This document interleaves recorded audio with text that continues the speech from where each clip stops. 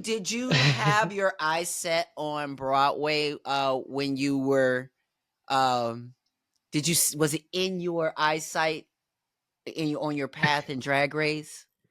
It was pretty much always there. It was pretty much there my whole life because as soon as I found out there was a place that you could sing and act and be funny and wear big, exciting costumes all at the same time, I was like, okay, so there it is. That's what I want to do. And then I saw drag and I was like, oh, that's exactly like Broadway, but it's like something I can do now. And Mhm. so I always saw drag as kind of like, I would be in my theater school shows, or I'd be in my high school theater productions, and I'd be playing Jack in Into the Woods, but I wanted to play the witch. So then that weekend at my club, I was doing numbers from Into the Woods with me as the witch. And, that's where I was living out the roles that I knew I was actually suited for. Uh-huh. Even though society had labeled me as male, so I had to play certain roles because, as another teacher later in life told me, our culture wasn't ready to see um, cross-gendered performances, specifically male to female, if they were meant to be earnest and Mhm, honest. They could be mhm. comedic, but they couldn't be earnest and honest. And some of the best work I've done in my life has been a vendetta.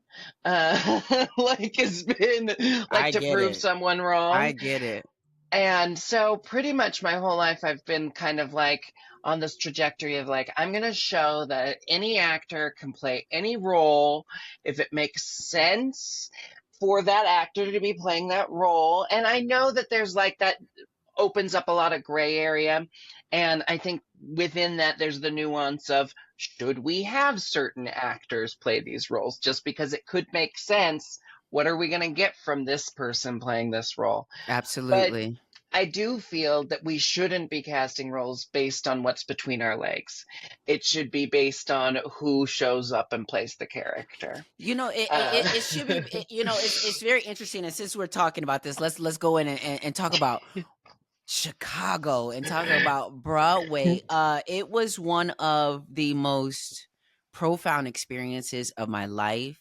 For me, it was an opportunity to affirm that I had it. That I had what it takes to do this, to be in this position. Tell me about that first moment when you said, after you said yes, after you went to the first rehearsal, what was the conversation like with yourself? What did you think you had gotten yourself into?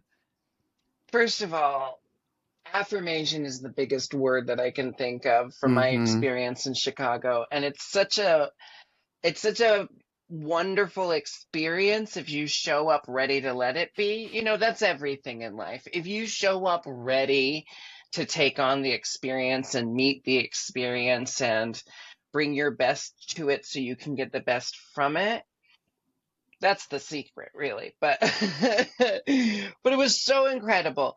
I had imposter syndrome every step of the way. Pretty much I had to come up with a mantra, which I'm known for. But my mantra for this, it's kind of a lengthy one. I don't know if it counts, but I would say everyone in the room has been doing this a hell of a lot longer than you have, and none of them seem the slightest bit stressed out. So it would be silly for me, the newcomer, to be stressed out. Like, I Wow. know I still got to learn my lines. I know I'm not hitting these notes perfectly. I know we only got like 7 more days, right? But no one else in the room is stressing out. So it would be silly for me, who knows the least about what I'm doing. So it's kind of like acknowledging my imposter syndrome and then shutting it down at the same time.